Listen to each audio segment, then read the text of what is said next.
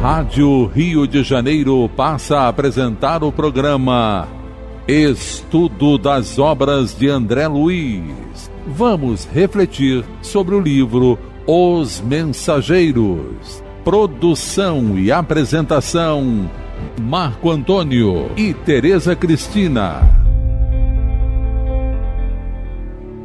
Olá, caros ouvintes da Rádio Rio de Janeiro. Estamos começando mais um programa do Estudo das Obras de André Luiz. Atualmente estamos estudando o livro Os Mensageiros, que foi psicografado por Francisco Cândido Xavier pelo espírito de André Luiz. Amigos ouvintes da emissora da Fraternidade Rádio Rio de Janeiro, novamente aqui estamos com a permissão de Jesus para darmos continuidade ao estudo da obra Os Mensageiros. Nós continuamos no capítulo 4 e no programa passado comentávamos sobre o relato de Vicente a André Luiz, dizendo da história dele enquanto encarnado, da experiência que ele teve com a esposa, médico pesquisador que ele era, contando que veio o cunhado morar perto da casa dele e se envolveu e ficou se envolvendo com a sua esposa Rosalinda. E depois de um tempo, quando as coisas ocorriam assim, o comportamento da esposa mudou, depois que o cunhado veio morar perto e frequentava a casa dele, e a partir daí, o relato dele mesmo falando que a vida dele doméstica, que antes era tão feliz, passou a ser de solidão. E passando algum tempo, ele começou a sentir um incômodo e uma borbulha, como ele relata, na sua fossa nasal, e que virou uma septicemia, a ferida, agravando todo o sistema circulatório dele, colocando ele num estado de extrema gravidade. E em poucas horas, essa septicemia desenvolveu, como é o caso que ela sempre desenvolve. A septicemia é uma inflamação anteriormente localizada, que se torna generalizada pelo corpo, pelas vias dos vasos sanguíneos, né? E apesar de todos os cuidados médicos que ele teve, né, não adiantou, ele desencarnou. E ele lembra, relatando a André Luiz, ele lembra do olhar ansioso, ele fala da lembrança do olhar ansioso da sua esposa e do seu cunhado no momento que ele estava desencarnando. Esse olhar de ansiedade dos dois. E depois de algum tempo de perturbação nas zonas inferiores, ele se estabeleceu no nosso lar. E aí se certificou de toda a verdade. Antes da gente continuar, é bom que a gente se atentou para esse detalhe de algum tempo que ele ficou no umbral, apesar de ter sido vítima. Nos atentamos para isso, comentando na situação da perturbação que a gente desencarna, o estado mental em que a gente vai desencarnado. Que estado mental que a gente está é que a gente vai permanecer até nos melhorarmos. Quem faz a nossa melhora, lembrando sempre que os Espíritos dizem, Jesus já o disse, médico, cura-te a ti mesmo, somos nós mesmos, né? Então esse estado de perturbação foi um detalhe importante. Tereza leu no livro Céu e Inferno, no capítulo...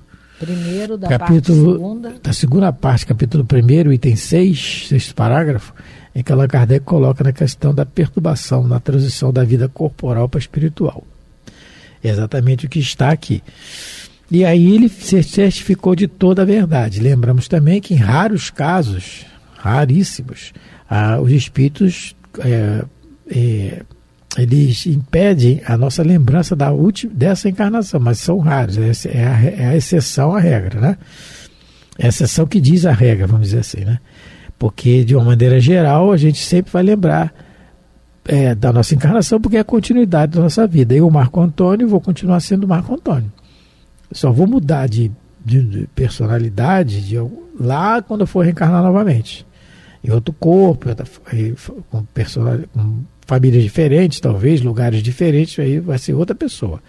Mas no momento eu ainda vou ser o Marco Antônio ainda. É isso que os Espíritos nos ensinam. Então vamos continuar. Voltar um pouquinho no parágrafo 24. Nessa altura, Tereza?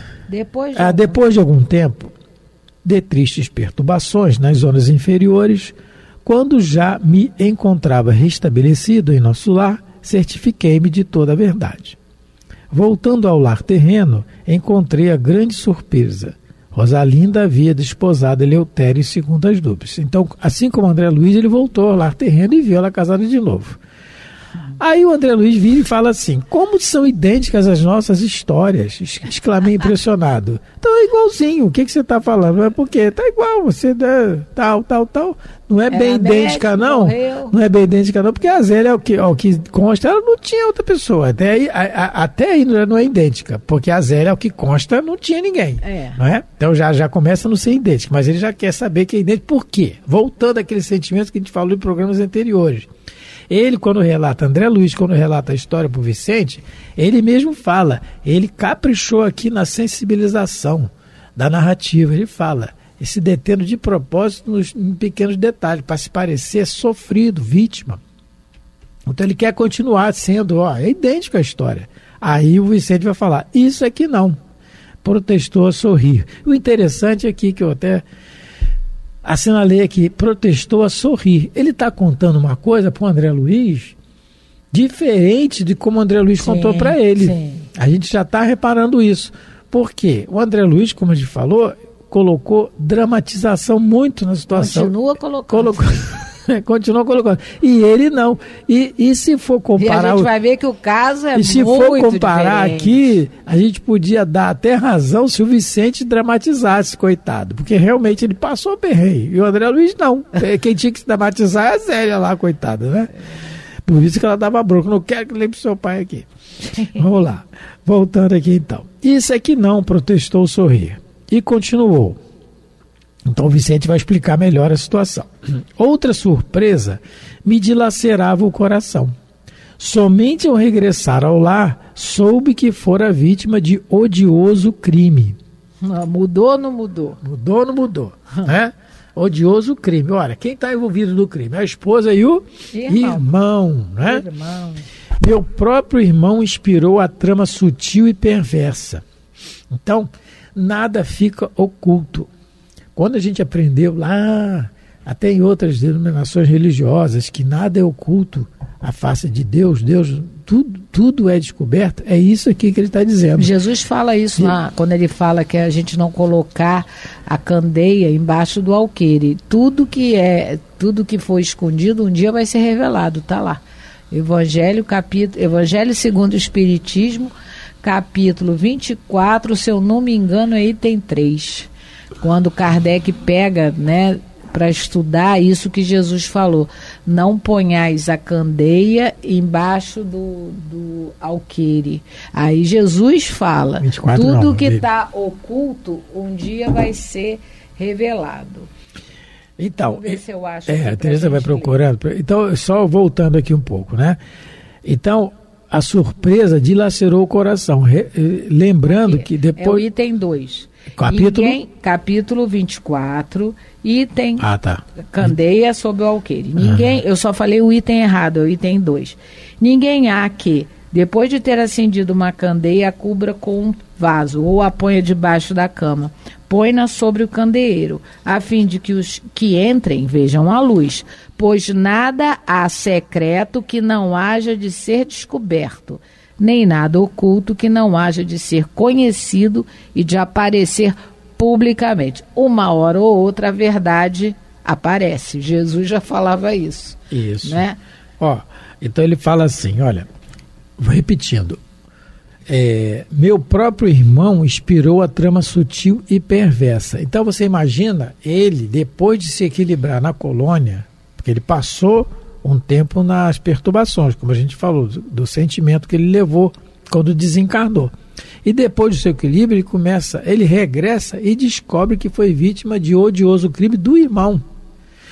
E aí a gente tem na pergunta 937 do Livro dos Espíritos, quando Allan Kardec pergunta assim, o título antes da pergunta é Decepções, Ingratidões, Afeições Destruídas. Pergunta, para o homem de coração, as decepções oriundas da ingratidão e da fragilidade dos laços da amizade não são também uma fonte de amarguras?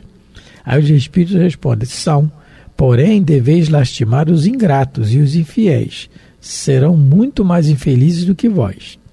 A ingratidão é filha do egoísmo, e o egoísta topará mais tarde com corações insensíveis, como o seu próprio o foi. Por quê? É a expiação. É o que a gente comentou, acho que foi no programa passado. Quando o doutor Haroldo, numa palestra, muito bom quando ele coloca a questão da espingarda. Uma hora você está do lado atirando para o cano para o outro, da espingarda. Mas vai ter a hora que você vai estar do outro lado do cano. Tem uma hora que você está no gatilho. Do gatilho, exatamente. Aí, no meio se a gente, baseado nessa pergunta que o Marco leu, o Vicente não passou o que passou por acaso. Não existe acaso. Essa experiência, essa lição de ser assassinado, não é? Porque ele foi assassinado. Provavelmente ele, em alguma encarnação aí para trás, fez a mesma coisa. É exatamente aqui que os espíritos estão falando a Kardec. Porque aí é o Consolador. Olha só, porque consolar é nos explicar o porquê do sofrimento. No detalhamento, cada caso é um caso. Mas, de um modo geral, consola, porque explica, né? Aí a resposta continua assim. Lembrai-vos de todos os que hão feito mais bem do que vós, que valeram muito mais do que vós e que tiveram por paga a ingratidão. Então tem gente muito melhor que a gente que está sendo paga por ingratidão na questão das provas e das expiações de cada um de nós. Ele continua, lembrai-vos de que o próprio Jesus foi, quando no mundo, injuriado e menosprezado, tratado de velhaco e impostor, e não vos admireis de que o mesmo vos suceda. É o que Jesus fala. Se para mim, que sou o ramo verde, faz o que fazem, imagina para vós que são gravetos. Nós somos os gravetos, né? Seja o bem que houverdes feito a vossa recompensa na terra, seja o bem que houverdes feito a vossa recompensa na terra, e não atenteis no que dizem os que hão recebido os vossos benefícios. A ingratidão é uma prova para a vossa perseverança na prática do bem. Ser-vos-á levado em conta, e os que vos forem ingratos serão tanto mais punidos quanto maior lhes seja tida a ingratidão. Então, se o Vicente está passando por essa ingratidão, é porque ele fez alguém passar no passado. Não é? É natural, é a expiação. E os espíritos dizem que, resumidamente falando, que entrega na mão de Deus, porque quem está sendo ingrato vai ter que expiar a sua ingratidão, vai ter que experimentar esse sentimento na sua própria experiência pessoal, não é? Então, aí, e parece, uma maneira como o Vicente está relatando o caso dele pessoal, parece que ele está mais conformado, né, do que o André Luiz, cuja situação foi muito menos parecida com a dele. Então, na realidade, a gente sabe que há toda uma programação. A gente lembra que o André Luiz, em Nosso Lar, ele foi ver o caso do Tobias, a dona Laura falou para ele sobre o amor entre as almas, tudo preparando ele para ele ir em casa. Esse reencontro com o Vicente está sendo também uma oportunidade para que ele possa, vamos dizer assim, dimensionar a própria dor. Também. Não é para a gente comparar a nossa dor com a dor do outro. Não é para isso que a gente possa enxergar e meditar no sofrimento do outro. É para a gente redimensionar a nossa própria. Porque no contato com uma dor maior que a nossa, e sempre tem, né? Tem sempre gente acima de nós e abaixo de nós. Em vários setores da nossa experiência carnal. Então a gente aí pode redimensionar a nossa própria dor, porque agora o André Luiz, depois dessa conversa, ele vai ver que o problema dele é fichinha. Ao que consta, o Ernesto não conhecia a Zélia, ela só, né, começou a namorar o moço quando ficou viúva.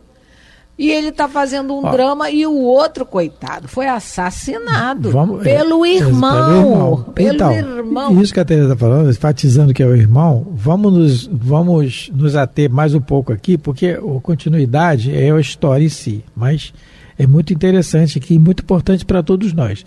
Por exemplo, a Tereza falou do irmão. No livro Missionários da Luz, nós temos o caso lá do Segismundo, personagem do livro, em que ele matou, numa determinada situação, numa encarnação, ele mata uma pessoa e esposa a viúva. E uma confusão dessa. Desencarna todo mundo, na próxima encarnação, o que ele matou vem novamente casado com a viúva, que ficou viúva. E ele vem filho deles. No plano espiritual, os espíritos botam os dois para se encontrarem. Só que o futuro pai que está desdobrado pelo sono, ele tem um encontro com o futuro reencarnante, que é o Segismundo, que matou ele, que o matou.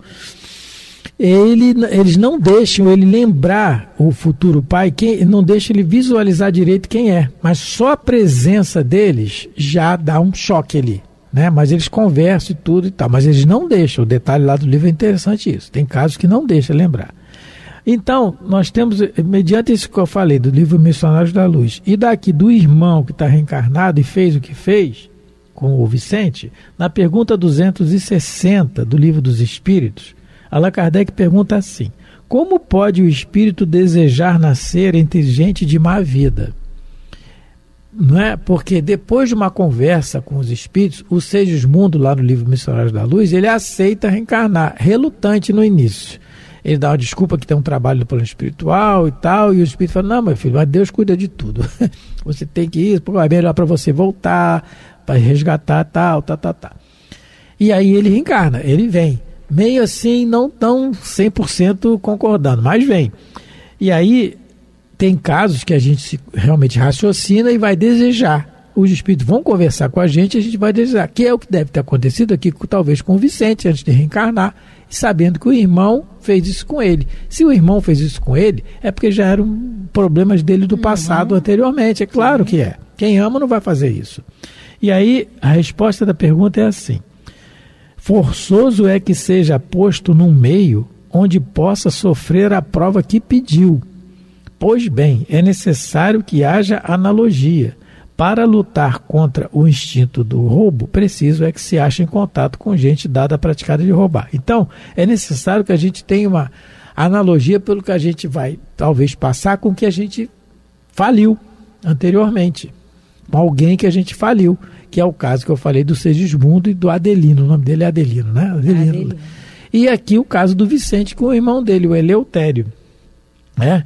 Então, aí a letra A, Kardec, como sempre, desdobra o raciocínio. Assim, se não houvesse na Terra gente de maus costumes, o espírito não encontraria o meio apropriado ao sofrimento de certas provas. Quer dizer, se só tivesse gente boa, aí os espíritos respondem: e seria isso de lastimar-se?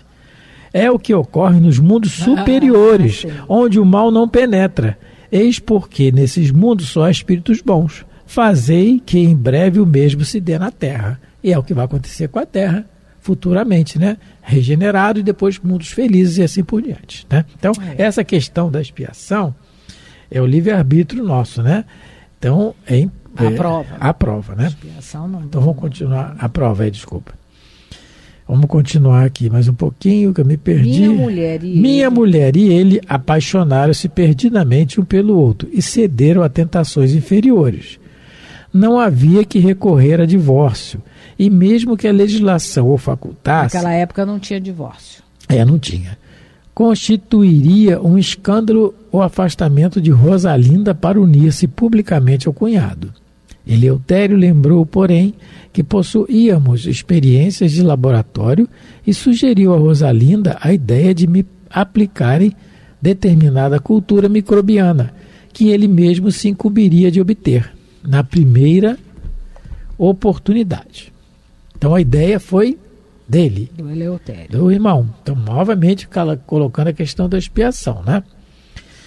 Da expiação e também do espírito desejar nascer entre gente de má vida, que é o caso aqui, e está na pergunta 260 do Livro dos Espíritos, que ele pede, a prova que ele pede. A pobre companheira não vacilou e, valendo-se de meu sono descuidado, introduziu na minúscula espinha nasal algo ferida, o vírus destruidor. Então, o planejamento foi feito, eles fizeram. Aí depois, para eles, vai vir um resgate. Agora, de que maneira a gente não sabe também. Cada caso é um caso, cada situação é uma situação. A gente não sabe como é que vai ser esse resgate. O arrependimento deles depois vai levar muito isso em conta. Como é que vai ser isso? Por exemplo, é um livro que fala muito disso, quem gosta dessas coisas, e eu gosto muito desse livro, Ação e Reação. é muito interessante. O título já diz ação e reação. A toda ação tem uma reação, né? Lei de Newton. E aí, esse livro fala exatamente disso. No livro Ação e Reação tem um caso muito interessante, que é do Adelino. Que tocou fogo no pai vivo. Adelino Correia. Adelino Correia, isso mesmo, Adelino mesmo. E ele toca fogo no pai vivo, mas vivo. O pai estava vivo, independente se o pai era mau ou não, e era, né? Mas era pai dele. E o criou, era padrasto, era pai, né? E o criou tal. Não, era pai mesmo. Era pai mesmo, era pai. Biológico. E toca fogo lá com o contrato pessoal, bota lá um querosene lá e toca fogo no pai. Básico, né? Parricida, lá aqueles, né? Desencarna todo mundo no plano espiritual, ele se arrepende, porque é aquilo, gente, a gente tem que sempre lembrar. Deus não quer a morte do pecador, está lá em Ezequiel, mas que ele se arrependa e tenha a vida eterna. Allan Kardec coloca isso no frontispício do livro Céu e Inferno, inclusive. E que ele se arrependa e tenha a vida eterna. Mas e aí, aí, arrepender sinceramente. Sinceramente, é claro, não é da boca para fora, é do tá? sentimento, mas os espíritos veem o sentimento. Então, esse arrependimento, o Adelino Correia, ele teve. Realmente real. Por quê? Para ter o arrependimento, tem que reconhecer o erro. Aí começa o problema, que a gente até falou em programas anteriores, que aí tem o orgulho. Eu não erro, todo mundo erra, mas eu não. O dia a dia nosso é assim. E aí ele se arrepende e no plano espiritual ele trabalha por si próprio, pelo seu melhoramento, né? E como diz os espíritos aqui, um instrutor no livro Ação e Reação, o Silas, ele fala: o problema nosso é que a gente prossegue atado ao pelourinho invisível de nossas culpas. Aí é que é o problema. A gente carrega esse pelourinho. Quer dizer, o que é o pelourinho? Aquilo que o escravo ficava pendurado. A gente se pendura ainda nas nossas culpas do passado, não se liberta. Aí ele se arrepende, sinceramente. Só que ele reencarna com um problema de... Parecia fogo, ele não fala que é fogo selvagem, mas parece bolhas no corpo todo, do pescoço abaixo, assim... todo, mas ele consegue trabalhar, ele consegue ajudar, ele é o espírita, inclusive, a esposa o abandona, ele cria os filhos, tem filhos adotados, e os espíritos pedindo por ele. Ele tem uma vida totalmente diferente, ele está totalmente diferente do que ele foi na última encarnação, porque ele se arrependeu. Então, o que vai acontecer aqui com Eleutério e com a esposa do Vicente, a gente não sabe, a Rosalinda, né? Isso aí, cada caso é um caso. É bom a gente sempre colocar mas isso. Mas olha, a narrativa do Eleutério, do Vicente, já é diferente da do André Luiz. Ele coloca a pobre da companheira. Ele já tem um sentimento de misericórdia para com a esposa.